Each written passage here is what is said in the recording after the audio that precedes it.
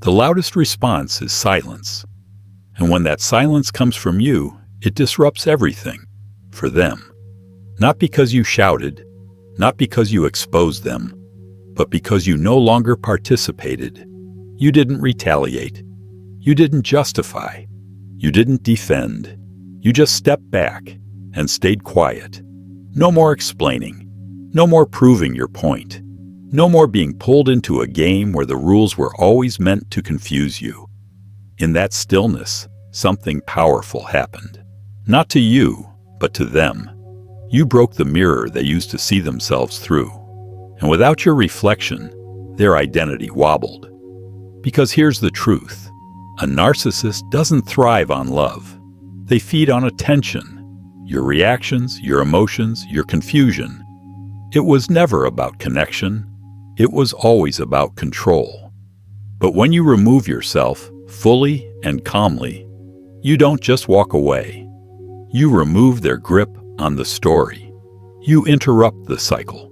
And in that space, they unravel. First panic, then rage, then manipulation, and finally, the illusion of change. But this isn't about them. It's about you. You're not witnessing their unraveling. You're reclaiming yourself, quietly, clearly, day by day. This silence, it's not cold, it's conscious. It's not about punishment, it's about protection. It's not a game, it's your boundary. Some people won't understand. They'll call it the silent treatment. But they don't see the difference between passive-aggressive silence and intentional strategic distance. One is used to harm. The other is used to heal. When you go silent after emotional abuse, you're not trying to control anyone else. You're choosing to no longer be controlled. This is emotional intelligence. This is spiritual discipline. This is self-worth, embodied. Because in their world, your words were tools to be twisted. But in silence, they lose their grip. And in that space, you begin to breathe again. You begin to see clearly. You begin to return to yourself. Real story. Anna was 35th smart. Kind, grounded, but drained. She'd been in a relationship where every delayed text triggered guilt trips or emotional chaos. Why are you ignoring me? You're breaking my heart. I knew I wasn't enough for you. And for a while she replied, explained, apologized, reassured, until one day, she stopped. No more defending herself for things she never did wrong. No more emotional labor just to keep the peace. She didn't raise her voice. She didn't send a final speech. She simply chose stillness. And that's when everything shifted. Not because she wanted power, but because she reclaimed her peace. That's what silence can do. Not as revenge, but as clarity. Not to hurt, but to heal. You don't need to be loud to be strong. You don't need to be understood by someone committed to misunderstanding you. You rise, not by reacting, but by releasing. That's emotional intelligence. That's the new chapter. And it starts in silence. When you stop reacting, the cycle ends. As long as you keep responding, you're still caught in their story. Still playing the role they've written for you. The fixer, the apologizer, the one who always explains. But when you choose silence, the dynamic shifts. The curtain falls. You step off the stage. You're no longer part of the performance. And without your part, the illusion starts to break. Because the truth is, narcissists often don't know who they are without someone else to reflect them. Without your reaction, there's no mirror left. Silence isn't passive. It's presence. It's spiritual discipline. To stay quiet when provoked isn't repression, it's restraint. To choose stillness over reaction doesn't mean avoidance. It means you've stepped into your strength. Stoicism teaches us not to detach from life, but to detach from illusion, from false roles, from emotional dependency, from the need to prove anything to anyone. The best revenge is not to be like your enemy, Marcus Aurelius. You don't need to out-argue them. You don't need to prove a point. You just need to grow past the need for their validation. And that growth often begins in silence. Final thoughts for Chapter 1. You're not being dramatic. You're not being cruel. You're not being selfish. You're choosing peace over chaos, clarity over confusion, self-respect over emotional entanglement. And in that choice, something sacred begins to rebuild. Your self-worth, your emotional clarity, your inner power. So the next time someone asks, "Why are you so quiet?" you'll know the answer. Because peace doesn't need to raise its voice. Let them wonder. Because in your silence, you're not hiding, you're healing. When you go completely silent with a narcissist, it doesn't just confuse them, it destabilizes them. To you, silence is space. To them, it's a loss of control. Your silence, though quiet, is often the loudest message they've ever received. They don't experience no contact as a boundary. They experience it as rejection, as abandonment, as psychological collapse. Why the panic?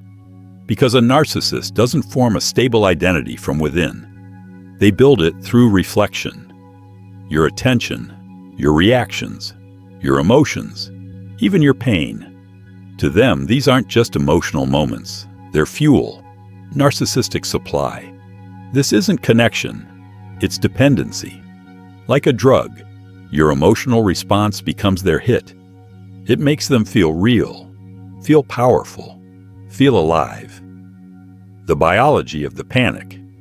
Studies, including those by Dr. W. Keith Campbell, show that narcissists have unusually sensitive reward systems in the brain, particularly around dopamine and cortisol. When they get attention, positive or negative, their dopamine levels spike. When you withdraw, cortisol floods in, anxiety rises, emotional volatility kicks in. It's not just a bruised ego, it's a neurological withdrawal. They don't necessarily miss you. They miss the feeling they got from you. Real-life example. Lisa was in a 2-year relationship with a man she later recognized as deeply narcissistic. After yet another cycle of gaslighting and confusion, she chose silence. No dramatic exit, no message, just stillness. That night, 36 missed calls. The next morning, a stream of texts. "Why are you doing this to me? I can't sleep without you. Are you ghosting me like I don't matter? I'm worried. Are you okay? I love you. Please just say something." Followed by, "You cold, heartless." 6 hours, over 100 messages, from love to guilt to rage to desperation. But Lisa said nothing. And in that silence, she finally saw what had been hidden for so long. It was never about genuine love. It was about control, emotional dependence, disguised as concern. During the panic phase, the narcissist will try anything to pull you back in. They'll love bomb like it's the beginning again. They'll play the victim. "I'm falling apart and you don't even care." They'll guilt trip. "You're just like everyone else. I thought you were different." They'll manipulate. If you don't respond, something bad might happen. But this isn't vulnerability. It's not intimacy. It's not love. It's emotional addiction, trying not to collapse. And your silence? That's not punishment. That's clarity. You are never the person they truly loved. You are the reflection they needed. That's why your silence unsettles them so deeply. Because silence does what arguments, explanations, even therapy never could. It forces them to confront what they've spent their entire lives avoiding. The emptiness beneath the mask. And for them, that void is unbearable. When you're no longer there to mirror their image, to affirm their importance, to respond, whether with affection or outrage, their self-image begins to crack. Their confidence fades. Their anxiety spikes. They may obsess over your social media. They may contact mutual friends. They may even show up, uninvited. But it's not because they've changed. It's not because they've grown. It's because they're desperate to restore control, to fill the space your absence exposed. This is not strength. It's fragility revealed. Marcus Aurelius once wrote, "If you are distressed by anything external, the pain is not due to the thing itself, but to your estimate of it, and this you have the power to revoke at any moment." What you're witnessing now is not power, it's panic. Behind the charm, behind the bravado, is fear. Your silence didn't break them. It revealed what was already there. Practical guidance during this phase: do not respond. Even a single word. A hey, a like, an emoji, is fuel. It revives the pattern. Let silence hold the boundary. Stay grounded. Stay observant. Stay unavailable. Document anything persistent or disturbing. Let someone you trust know what's happening. And most importantly, do not let their panic become your guilt. You are not responsible for how someone reacts to your boundary. Closing thoughts for Chapter 2. This part of the process may challenge you. Their panic may try to pull at your empathy, your habits, your old wounds. They may cry. They may guilt you. They may say they can't live without you. But that isn't love. That's dependency, struggling to survive. Your silence is not cruelty. It's clarity. It's self-respect in action.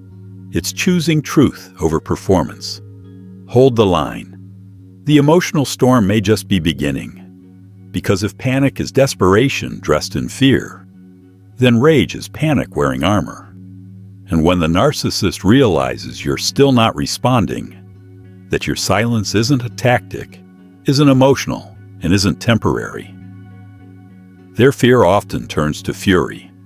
But remember, that rage too is not power. It's resistance to losing control. And you're not resisting, you're releasing. This isn't about accountability, and it's not about reconnection. This is narcissistic rage, and its goal isn't resolution, it's retaliation. What triggers this rage? It's simple: the loss of control. A narcissist's identity isn't built on mutual respect or love. It's built on dominance, on the belief that they must stay one step above, emotionally or psychologically. So when you go silent, when you remove your attention, your emotion, your participation, you don't just withdraw. In their mind, you've committed the ultimate offense. You stopped playing their game. You didn't beg. You didn't break down. You didn't chase. And for someone who relies on emotional power to feel secure, that feels like war. Understanding the psychology of narcissistic rage, clinical research shows this rage comes not from strength, but from fragility. Dr. Elsa Roningstam, a leading expert on narcissistic personality disorder, has found that narcissists have a low threshold for perceived criticism, rejection, or disrespect, even when it's imagined. And silence? That feels like the highest form of rejection. To them, it's not a boundary, it's an insult. Lacking emotional regulation, their brain's fear center, the amygdala, hijacks their response. But where a healthy person might step back, reflect, or retreat, the narcissist pushes forward, hard, loud, and often cruel. Real-life example. Sophia, a 42-year-old architect, went no contact with a colleague, David, after enduring months of subtle undermining and public humiliation. She didn't send a final message. She didn't argue. She just disconnected. No email, no Slack, no LinkedIn. Within days, David unraveled. He began spreading rumors, accusing Sophia of professional misconduct. He told mutual colleagues she was unstable. He even fabricated claims that she had violated company ethics. But Sophia didn't engage. She stayed silent. She documented everything. Eventually, David lost control in a meeting with HR. His rage didn't come from nowhere. It was triggered by her calm refusal to stay under his influence. Here's the truth. This rage is not personal. It's not about who you are. It's about what your silence represents. The end of their control. So when the outburst comes, if it comes, don't mistake it for power. It's fear in disguise, a fragile ego reacting to a loss it doesn't know how to process. And you're not provoking it. You're just no longer feeding it. Narcissistic rage is predictable. That's what most people overlook. They assume the anger means they did something wrong. But the truth is, rage isn't a reflection of your failure. It's confirmation that your silence is working. The more reactive they become, the stronger your boundary proves to be. If someone does wrong, the harm lies not in the action itself, but in your response. Marcus Aurelius. You're no longer their emotional mirror. Their rage is not your fault. It's a projection of their internal emptiness, not a reflection of your cruelty. A Stoic mindset doesn't absorb the fire. It watches it. It protects its energy. It knows that emotional chaos is always an invitation, and that wise people can decline the invitation. How to stay grounded in this phase. Document everything. Save messages, screenshots, emails. Keep a timeline. This isn't paranoia, it's self-protection. Do not engage, not even to defend yourself. Even a simple, "I don't appreciate being lied about," gives them fuel. Confide in someone you trust. If the narcissist starts a smear campaign, you've already shared the truth with people who matter. Keep boundaries factual and firm. If interaction is necessary, keep it brief, neutral, and emotionless. Think, email, not conversation. Facts, not feelings. Don't confuse intensity with care. Their rage isn't rooted in love. It's rooted in control and the loss of it. Final thoughts for Chapter 3. Narcissistic rage is loud, dramatic, sometimes terrifying. But it's not power. It's collapse. It's the tantrum of a false self being exposed. It's the noise that comes when the mask starts to slip. They're not angry because you did something wrong. They're angry because they're losing the ability to control you. So stay grounded. Let them rage. Let the fire burn out. Because the highest form of emotional control is this: not reacting when chaos begs for your attention. Rage burns fast. But what comes next is colder and more calculated. Chapter 4. From Fire to Frost. When the narcissist realizes anger didn't work, that yelling, blaming, guilt-tripping, even emotional explosions couldn't break your silence, they adapt. This isn't panic anymore. This is strategy. What was once emotional becomes methodical. They stop reacting, and they begin studying the silent predator phase. If panic is frantic and rage is explosive, then this phase is surgical. Cold, precise, intentional. They begin to analyze. What softens you? When are you most vulnerable? Who can they use to reach you? They don't always come directly. They collect data. They monitor your social media. They reach out to mutual friends. They wait for emotional moments, birthdays, holidays, transitions. They watch for signs of loneliness or any opening to re-enter. And when the time is right, they reappear, not with rage, but with charm. Hey, just checking in. I've been thinking about you. I realize now how much I messed up. But this isn't growth, it's positioning. The psychology behind this phase. This is not impulse. This is adaptive manipulation. Using memory, timing, and emotional precision to regain control. They mirror your values. They speak your emotional language. They say everything you once longed to hear. Not to heal, but to hook. Real-life example. Rachel hadn't heard from her ex in 6 months. Then, on her birthday, she received a handwritten letter. Personal. Warm. It quoted her favorite poem. It mentioned memories she cherished. It promised therapy. She almost cried. But when she asked for space to think, he snapped. So what? You're still punishing me after all this effort? And just like that, the mask slipped. It was never about her. It was about regaining control. The Stoic response: it's not what happens to you, but how you respond that matters. Epictetus: this phase is the ultimate test of emotional discipline, because they are no longer explosive, they are persuasive, calm, charming, and calculated. Your task now is not just to avoid reacting. It's to recognize manipulation dressed as reconciliation, and to choose self-respect over re-entry. They're not acting like the villain. They're wearing the costume of the person you wish they had been all along. But ask yourself, is their behavior truly consistent, or only triggered when they begin to lose control?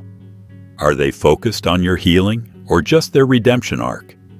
Is their change quiet, steady, and grounded, or sudden, emotional, and performative? Real change is patient. It doesn't pressure you for a response. It doesn't come with a deadline. It doesn't require applause. False change is polished. It's urgent. It's scripted. It's designed to draw you back in, not because they've evolved, but because they've lost their grip. Practical strategies to stay protected. Take your time, or don't respond at all. Time reveals intention. The sincere will understand. The manipulative will push harder. Look for true accountability, not just emotional displays. Are they acknowledging the harm, or just rewriting the story? Protect your space. Lock down your social media. Don't share routines, emotions, or personal updates. Keep your world private. Don't trust words. Watch patterns. Apologies without changed behavior are just rehearsals, not transformation. Talk to someone grounded. When you feel overwhelmed, run their message by someone who knows the full story, not someone who only saw the highlight reel. Final reflection for Chapter 4. This is not reconciliation, it's strategy. The narcissist may have traded in rage for restraint, but the goal is still the same: to re-enter your life, to regain control, to turn your silence into a pause instead of a boundary. But this time, you're not who you were before. You no longer need their validation. You don't need a performance of change, because you've already made the most powerful move. You left, and you meant it.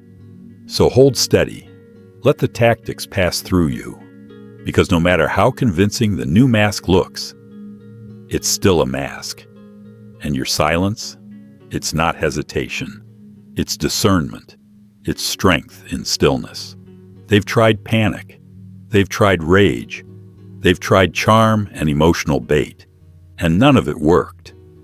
Now comes the phase they never anticipated: collapse. Not because you punished them, but because without your attention, their reflection fades. And without that reflection, they no longer know who they are. Narcissistic collapse isn't a tantrum. It's a quiet unraveling. Most people assume narcissists bounce back quickly, that their confidence is solid, their charisma unshakable. But that's the illusion. Underneath the image is something far more fragile: an identity built on reaction, a sense of worth propped up by control. And when you finally withdraw, fully, not just physically, but energetically, that fragile structure starts to fall apart, not with fire, but with silence. Because without you, there's nothing left for them to feed on. And what remains is the one thing they fear the most: emptiness. You didn't just exit their life. You removed the mirror they relied on to see themselves. And for someone who's built their identity on external reflection, that's not just a loss, it's a collapse. What you're witnessing isn't sadness in the way most people understand it. It's disorientation. Because without your attention, your validation, even your resistance, their inner scaffolding starts to fall apart. The image they crafted begins to dissolve. And without anyone to perform for, their role no longer makes sense. The psychology behind the collapse. Narcissists are deeply dependent on external validation to stabilize their internal state. When that disappears, Their emotional system doesn't know how to regulate. Dopamine levels fall. Cortisol rises. The brain scrambles for familiar rewards and finds none. It's not drama. It's a dysregulation of their internal world. What psychiatrist Dr. Otto Kernberg described as ego disintegration. Not just the loss of a person, but the unraveling of a self-image they spent years constructing. They don't just lose you. They lose the version of themselves they could only see through you. Real-life example. Jennifer expected her ex to lash out again. After months of silence, she braced herself for another outburst. But instead, nothing. No rage, no posts, just absence. His social media vanished. Mutual friends said he looked like a shadow of himself. And then came the message. None of this makes sense anymore. You were my center. But this time Jennifer didn't reply, because she finally understood. This wasn't accountability. This wasn't change. It was collapse. This is where many people confuse the moment. They think, maybe now they finally get it. Maybe they understand the pain they caused. But collapse is not awakening. Collapse is not transformation. It's a reaction to loss, not a reckoning with the truth. When the reflection disappears, some narcissists become withdrawn. Others become impulsive, binging, overspending, chasing empty connections. Some appear depressed or even suicidal. Not always from deep remorse, but from the ego's disintegration. And this is where your clarity matters most. Their suffering is real, but it is not your responsibility. It is the result of their choices, not your silence. Your empathy does not require your return. Stoic wisdom, let the collapse happen. Marcus Aurelius wrote, "The impediment to action advances action. What stands in the way becomes the way. Let them meet the wall of consequence. Let them sit with what they've created. You may feel the pull to step in, to fix, to explain, to soothe. But ask yourself, at what cost? Because every time you step back into the cycle, you teach them that accountability can be avoided, that love means self-erasure, that silence is negotiable. But this time, you've chosen a different path. Not to punish, but to preserve. You've chosen self-mastery over emotional rescue. And that's not cruelty. That's clarity. That's evolution. What collapse may look like. It doesn't always show up as chaos. Sometimes it looks quiet. They stop posting. They send vague, melancholic messages. They withdraw from mutual spaces, then quietly suggest you abandon them. They play the role of the misunderstood, the discarded, the victim. Eventually, a final message may come. Part confession, part guilt trip. But the purpose is often the same: to provoke a response, to see if you still care, to rebuild a bridge. Even if that bridge is broken, don't walk across it. Practical response. Stay quiet. Stay clear. You owe no response to collapse messaging. I miss you. I'm lost. Or I'm sorry. May sound tender, but they're not necessarily rooted in truth or change. Check your guilt, but don't obey it. Their sadness doesn't erase the harm they caused. If they mention self-harm or make alarming statements, alert the appropriate professionals. But do not engage directly. Document everything. Even in collapse, manipulation can take subtle forms. Most importantly, don't mistake regret for responsibility. Collapse is a reaction. Transformation is a practice. One feels urgent. The other moves with quiet consistency. Final reflection. For Chapter 5. This is the moment when the mask doesn't just slip, it breaks. And behind it, you may not find a villain. You may see someone deeply lost. Not because you hurt them, but because you stopped holding them up. They're not falling apart from heartbreak. They're unraveling because their reflection, the image they curated through you, has disappeared. You didn't break them. You simply stopped being the glue that kept their illusion intact. And in doing so, You return to someone they tried to make you forget, yourself. So stay steady. Let the silence continue its quiet work, because this collapse isn't your burden, it's the outcome of their own construction. After the collapse, when the dust settles, you might think it's over. But what often comes next is the most deceptive phase of all. It won't be dramatic. It won't come with rage or rapid messages. It will come softly, with clarity, composure, even tenderness. They may look like the person you always hoped they'd become. They return with calm eyes and steady words. I've changed. I've done the work. You didn't deserve what I put you through. I was broken, but I'm healing now. It sounds sincere.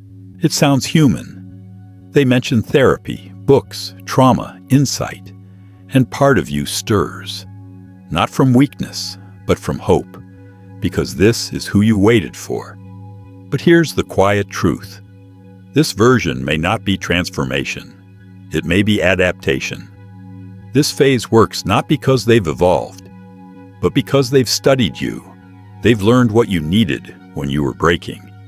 They remember what you longed to hear when you still had hope, and now they mirror it back. Not to build love, but to reopen access. This is not healing. It's mimicry. Not because they've found themselves, but because they've learned how to wear the version of themselves you once pleaded for. Not to rebuild the relationship, but to reclaim the narrative. Psychological profile. The shapeshifter. Some individuals don't evolve. They adapt. Not toward truth or healing, but toward believability. They don't become better. They become more convincing. According to psychologist Paul Wink, narcissists with high cognitive empathy often don't use that insight to connect, but to calculate. They learn just enough about your emotional landscape to mirror it back to you, strategically. And now they're playing the long game. They give you space. They show patience. They send small, thoughtful gifts. They speak in restraint, humility, and soft apology, just enough to appear credible. But if you let them back in, the cycle quietly resumes. Quieter, smoother, harder to detect. Real-life example. He became everything I once prayed for. Samantha had been no contact with her ex for 9 months. Then, out of nowhere, an email arrived. I'm not asking for another chance. I just want to say I'm sorry. No pressure, no drama, just closure. 2 weeks later, a handwritten letter. Then a book on healing from emotional trauma. The same one Samantha had once posted about online. Then a message. I read every page. I understand now. You deserved better. It was calm, poetic even. Against her instincts, Samantha responded. Within a month, the familiar patterns returned, only this time cloaked in therapeutic language, subtle guilt, and emotional reasoning. Her own values were used to manipulate her. It took another 6 months to walk away, this time with deeper wounds. Stoic perspective. Don't confuse stillness with virtue. Epictetus reminds us, a wolf does not become a sheep because it walks slowly. Just because the anger is gone doesn't mean the intent has changed. Just because the words are gentle doesn't mean the motives are pure. True transformation doesn't come wrapped in perfect timing or polished phrases. It's slow, messy, measured over time, not presented as performance. Genuine growth doesn't ask for applause. It seeks accountability. It honors your healing more than its own image. Why this phase is so dangerous. Most narcissists don't return to grow. They return to appear redeemed, so they can be let back in. And your silence, your boundaries, your peace, that threatens everything their illusion was built on. How to protect yourself. In this phase, 1. Let time be your filter. Real change takes consistency, not promises. It unfolds over months, even years. No one transforms on your timeline. They grow on their own. 2. Don't be swayed by symbolic gestures. Books, letters, thoughtful messages may feel meaningful. But ask yourself, are they healing you or selling them? 3.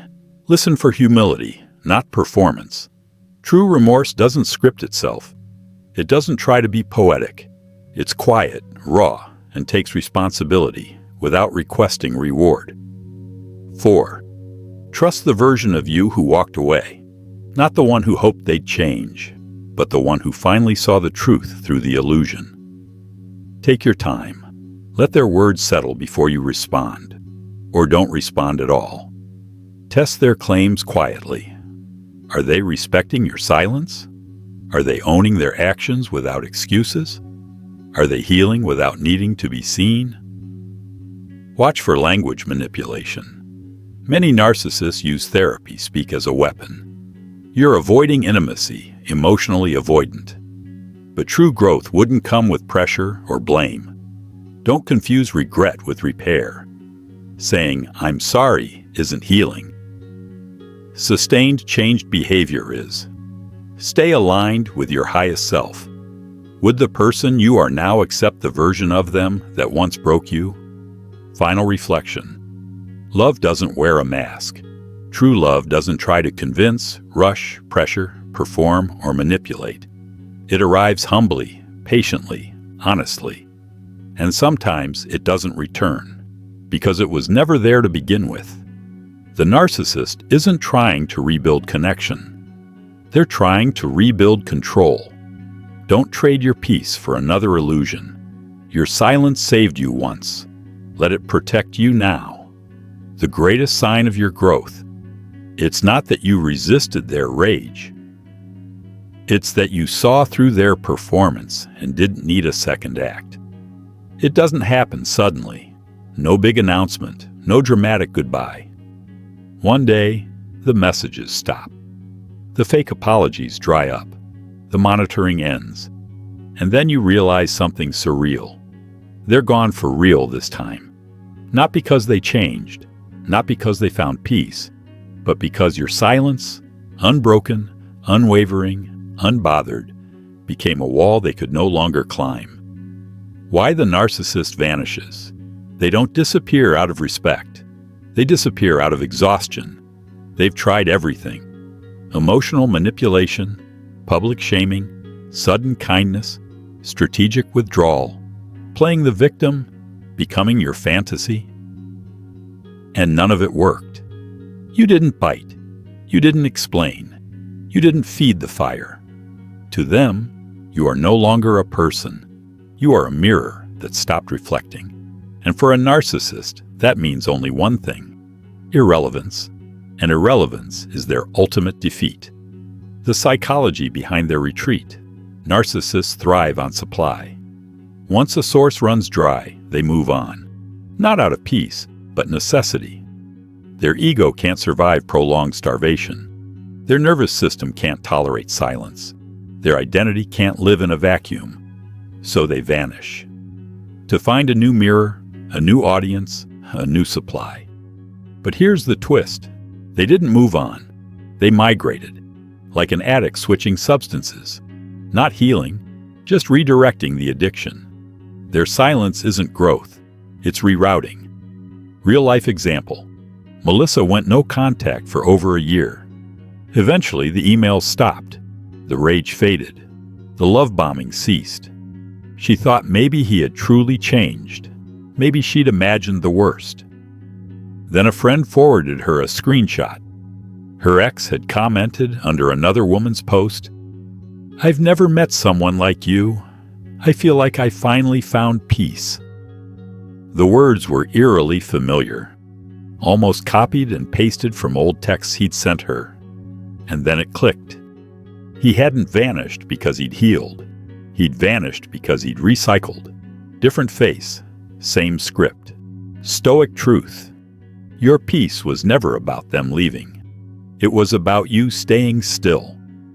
Seneca once said, "No man is more unhappy than he who never faces adversity, for he is not permitted to prove himself."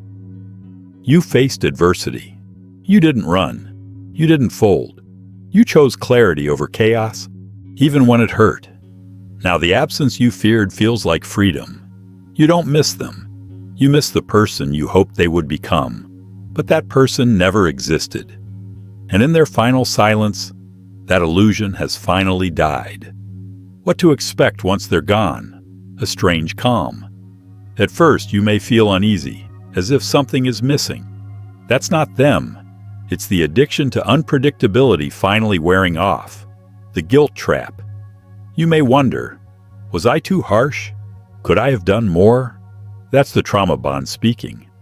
Remind yourself, silence was protection, not punishment. The final test.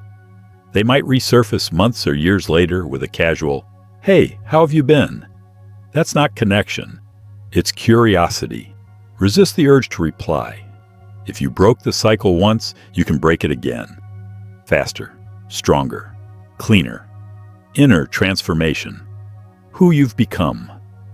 This chapter isn't about them leaving. It's about you arriving. To yourself. To your clarity. To a life no longer shaped by fear, apology, or emotional instability. And now, their silence doesn't haunt you. It frees you. Final reflection. Victory in stillness. True victory doesn't look like revenge. It looks like indifference. No hatred, no reaction, no need to prove anything. You're not watching their story anymore. You're writing your own. They didn't break you. They revealed you. They didn't take your power away. They showed you where it was never truly safe to give it. And now, they're gone. And you're finally home, within yourself. For so long, silence was about survival. About protection, about not reacting, not falling, not giving in. But now, it becomes something else, something sacred. Because once the narcissist is truly gone, you begin to hear something you haven't heard in a long time. Your own voice. And it's not trembling. It's not confused. It's not begging to be heard. It's clear. It's grounded. It's completely your own. This is no longer about them. This is about you. At some point on this journey, the story stops being about who hurt you and begins being about who you're becoming. You realize silence wasn't an ending. It was a portal, a doorway to truth, healing, and self-possession. You start to feel the shift, not just emotionally, but physically. Your nervous system calms. Your sleep deepens. Your thoughts untangle. Your need to be understood by others begins to fade. This is what healing sounds like. Not a scream, not an argument, but stillness, real-life moment. I didn't even notice I had stopped apologizing.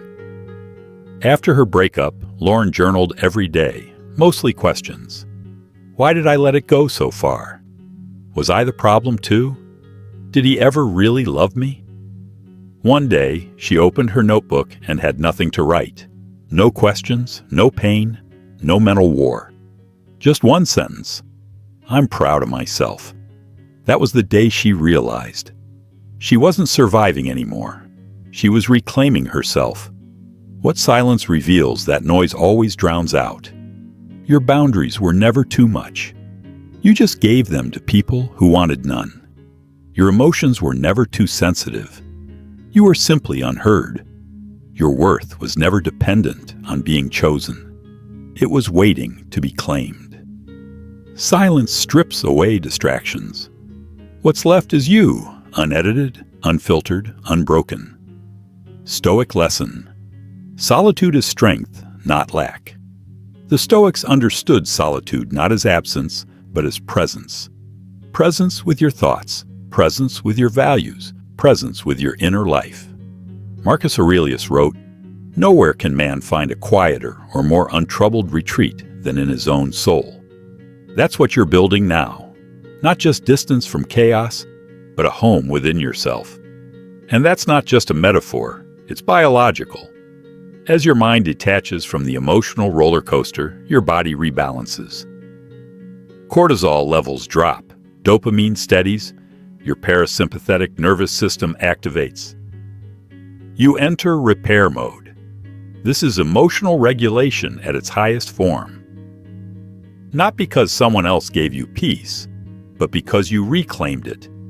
Practical steps to rebuild yourself after emotional erasure. Reconnect with your own preferences. What do you like to eat, listen to, read, watch? You've spent so long adapting, you may have forgotten. Reinvest in rituals that center you, not routines for productivity, but rituals for grounding, walking, writing, breathing, reflecting. Surround yourself with people who respect your calm, not those who chase drama or drain your energy.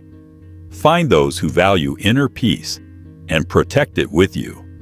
Speak to yourself with kindness, the way you once begged someone else to speak to you. Now make it your voice. Let joy be allowed again. You don't need to earn happiness through suffering. You're allowed to laugh, to dance, to heal out loud. From silence to sovereignty. That moment when your silence becomes healing, that is sovereignty. You no longer react from fear. You no longer seek approval from chaos. You no longer shrink yourself to be chosen. You choose yourself every day, every thought, every boundary. You don't just walk away from abuse. You walk toward your own becoming. And for the first time in a long time, there's no noise, no manipulation, no questions, just the quiet knowing. You are whole, with or without their apology, with or without their closure, with or without their memory. Final reflection. The silence is no longer a defense. It is your truth. You didn't go quiet to hurt them. You went quiet to find you. And now that you have, you don't need noise anymore. You don't need reaction. You don't even need recognition. Because the most powerful transformation isn't proving you survived them. It's knowing you've become someone they could never touch again. And that is the sound of a life rebuilt. It doesn't happen all at once. There's no dramatic moment, no finish line, no trophy. But one day, they post something aimed at you, and you don't flinch. Someone mentions their name, and you don't tense up. You hear their story, and you just observe. You've shifted. You're no longer inside the chaos. You're no longer carrying their storm inside your nervous system. Their energy used to consume you. Now it bores you. That's not indifference. That's freedom. You didn't forget them. You outgrew the pattern. People think healing means forgetting. It doesn't. Healing means remembering without reacting. You still remember the manipulation, the gaslighting, the false promises, the pain. But now it feels like someone else's life. Like a book you once read. Like a movie you no longer want to rewatch. Their story no longer belongs in your story arc. Because you've evolved past the version of you who needed them to change. Real life moment. He sent a message. I didn't even open it.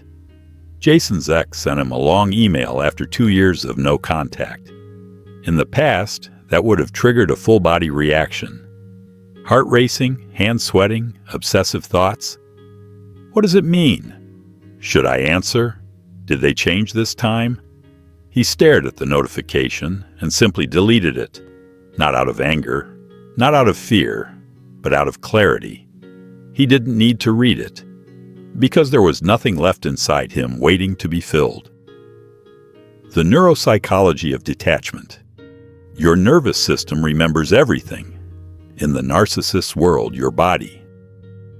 You are constantly in a state of hypervigilance, always anticipating the next attack, twist, or manipulation. But with silence, distance, and healing, the balance begins to shift. Cortisol levels drop, dopamine stabilizes, and your prefrontal cortex re-engages, giving you control over both emotion and logic. Your amygdala relaxes, no longer perceiving them as a threat.